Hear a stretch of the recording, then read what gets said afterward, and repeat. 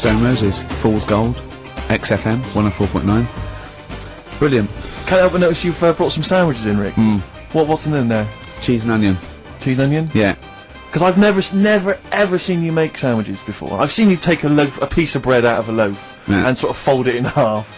Crumbs everywhere. Well, Jane made that for me because I was in a bit of a hurry. I didn't think for a minute that you Why? made Because it looks neat. Well, they're wrapped in the tin foil. A knife has been used. As opposed to chewing round the baguette. Exactly. Yeah, breaking it in half. Yeah. Albert Steptoe. Yeah. Yeah, brilliant. Yeah. Nice? It's great, but the onions are strong. Are they? Making my eyes water. Yeah. If I come and breathe on you, it'll cure any sort of skin disease you might have. Skin disease. We watched that, Carl, you know, that Carl was raving about that thing about parasites, about worms coming out your brain and that. And I watched What is this? Is it a TV show? Yeah, called Body Snatchers. Right. And it was pretty fascinating. And, I mean, amazingly shot as well. I mean, it's got to win an award for photography. Yeah. And there was one bit that this little girl had been bitten by a mosquito and laid her eggs, and went to the doctor. She had a lump on her neck, like a boil. And they pulled it out, and it was like a bullet, this maggot. Oh. And they put it down, and it was wriggling in her blood, right? But the hole left was sort of aesthetically pleasing. You know, like that feeling you get, like, I once had an ingrowing hair, and I quite liked it when I pulled it out. And it's a perfect little hole. And I thought, I wouldn't mind having those, as long as they sort of, like, healed over. What are you talking about? I don't know, it's weird, isn't it? But why would you want a hole in your body? No, it's got pulling something out, sort of like pulling something out of your body. It's I sort of don't know what you're cleansing, talking isn't it? No, but it's sort of like, I don't know what This is it, you watch one programme recommended to you by Carl, you've turned into Carl. You want a hole in your body? No, it was like, you know, like squeezing a really good sort of like spot. I mean, I haven't squeezed spots for ages. In fact, I'd never had spots, but maybe that's it. I didn't have spots. Right. And I always thought that would be nice, squeezing a spot.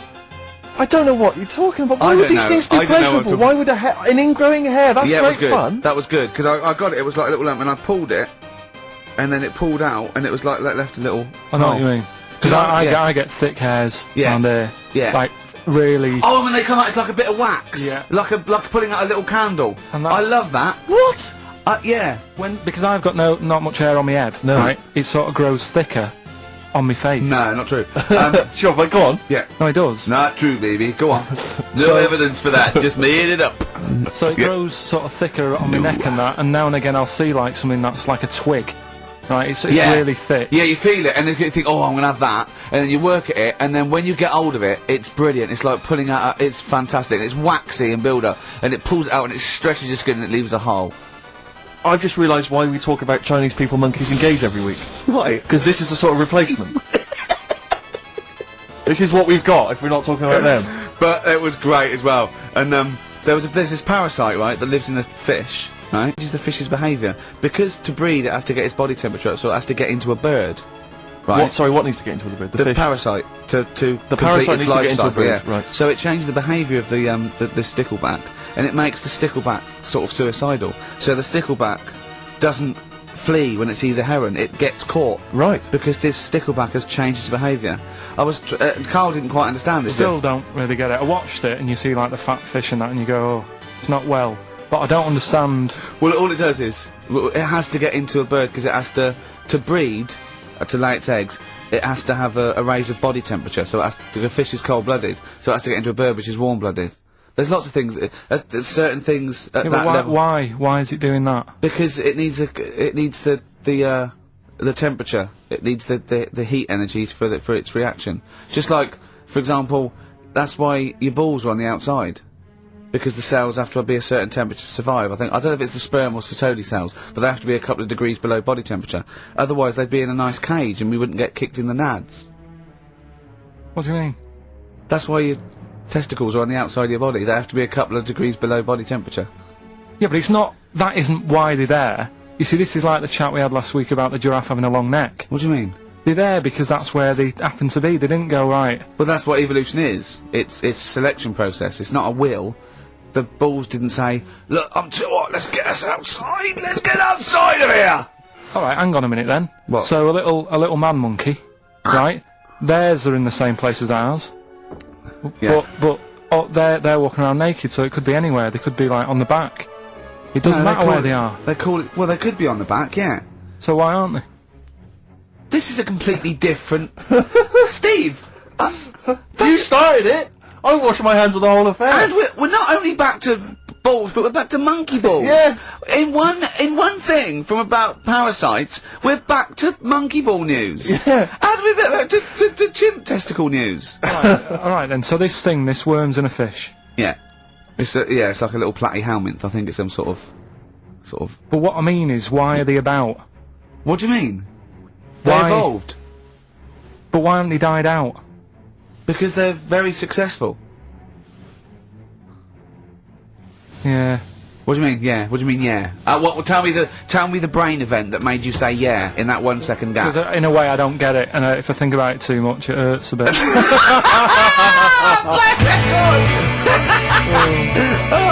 They've just been around for years, Carl. Yeah. Like Cliff Richard or something like that. Yeah, they're just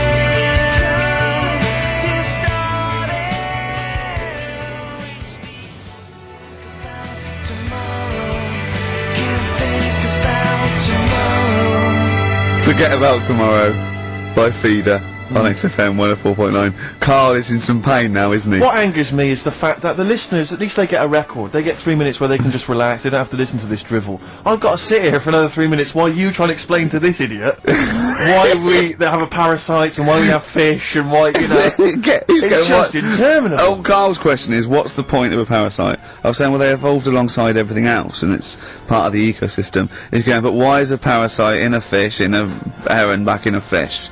And I said, what's the point in anything, right, apart from the balance of the ecosystem that survives at any time?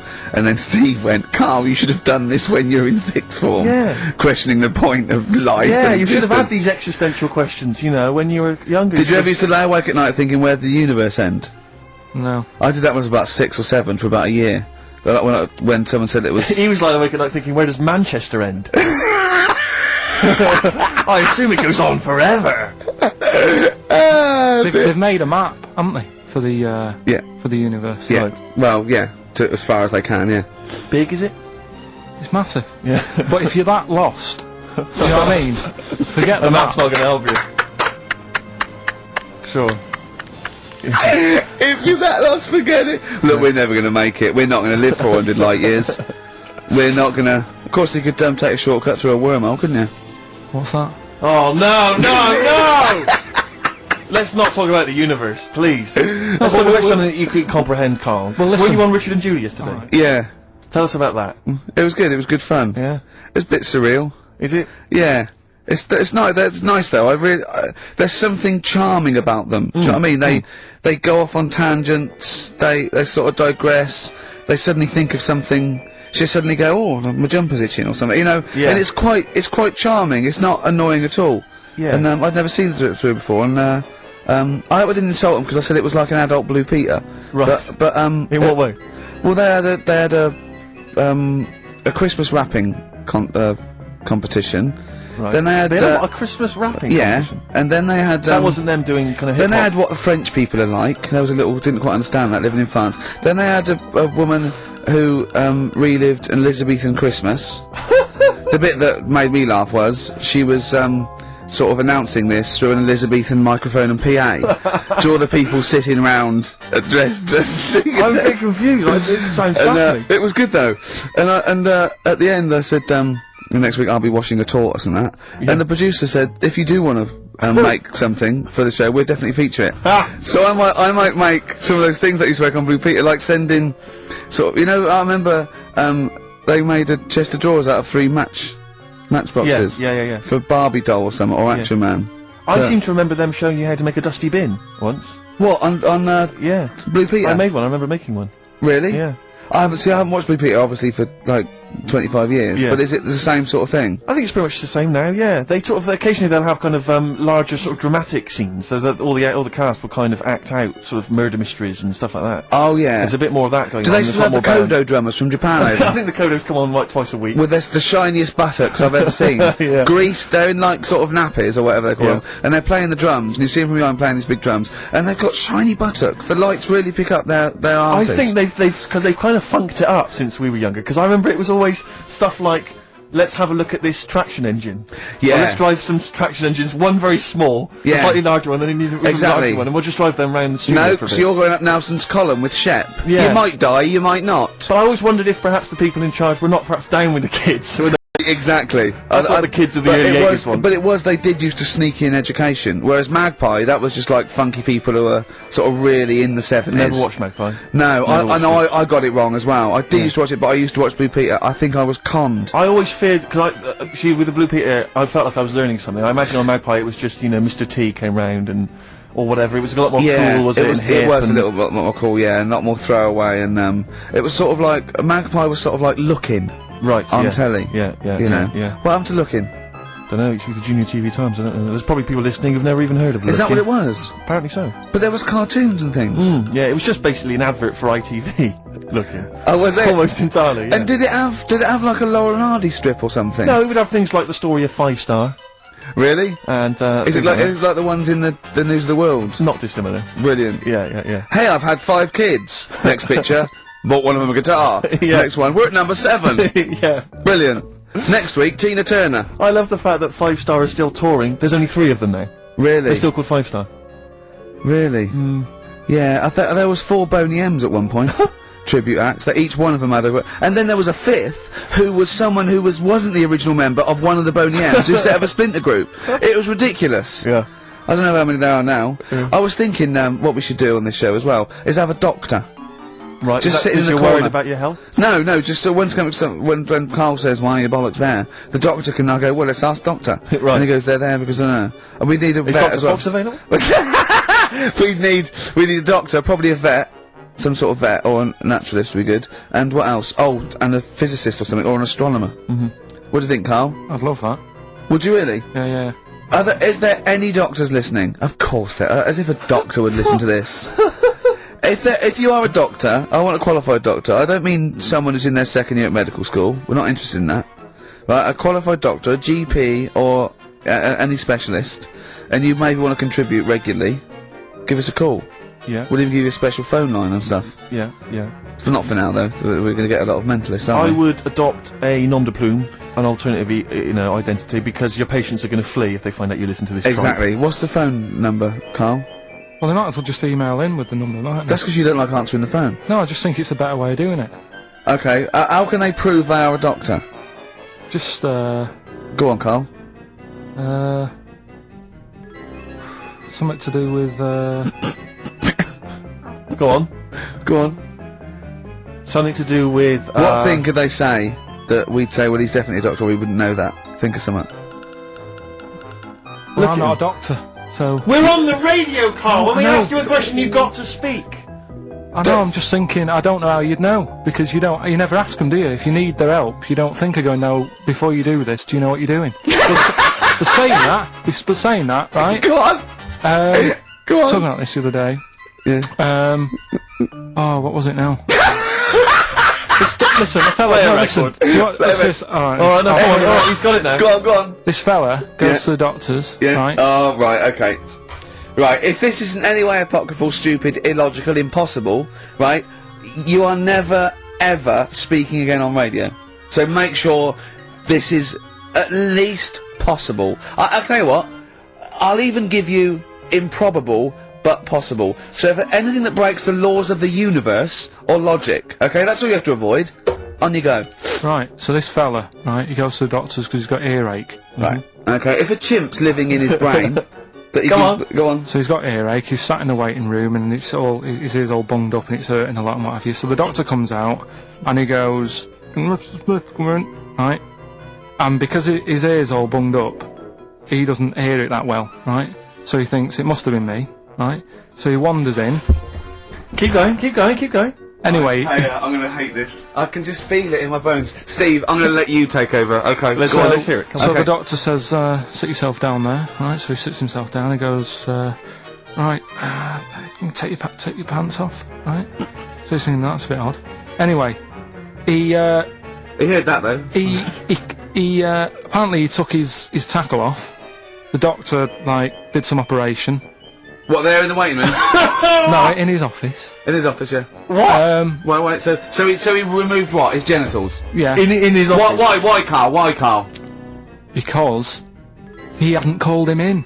Oh, he's calling the bloke who wanted his testicles taken off, and he didn't do it.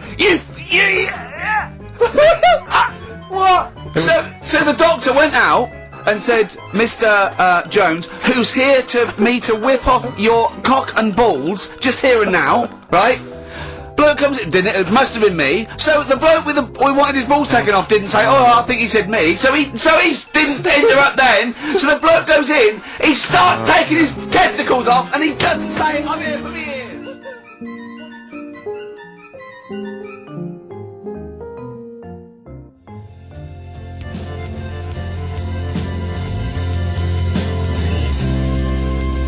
It's a new single from Snow Patrol and Run. That's brilliant, isn't it? Good stuff. On XFM 104.9. Rick, Go on. I'm about to say 3 little words to you Yeah. that I've never said to anyone before. Go on.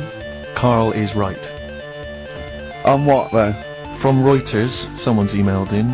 A Brazilian man who went to a clinic to have an aching ear checked ended up having a vasectomy after mistakenly believing that the doctor had called his name.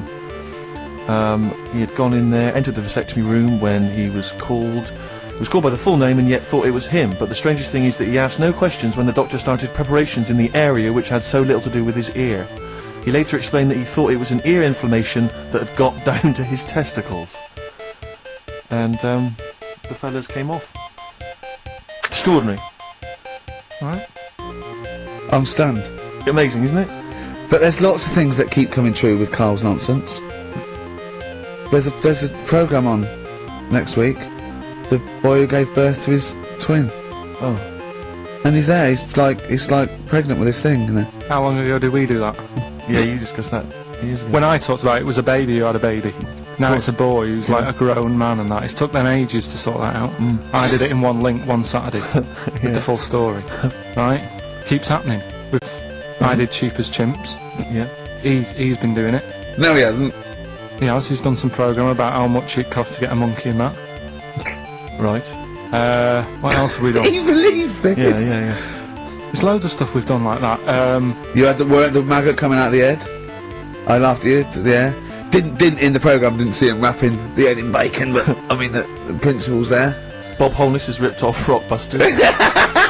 Yeah, and he ripped you off years ago. Yeah. He's been ripping you off for years, which is even more annoying. Yeah. So, yeah. Interesting. Yesterday, you know, Rich and Judy gave you the tea picked by monkeys. Yeah. I told you about that either last week or the week before. Yeah, and then you also told me that there's a place where they grow coffee where the weasels come out and eat the coffee, right? But they have too much of it, get dysentery and vomit, and they sell the vomit because it makes the coffee smoother. Weasel vomit. Yeah. Absolute shize. It's not. Right. When you say it like that, it sounds ridiculous. Yeah. Whereas the way you'd say it. Yeah.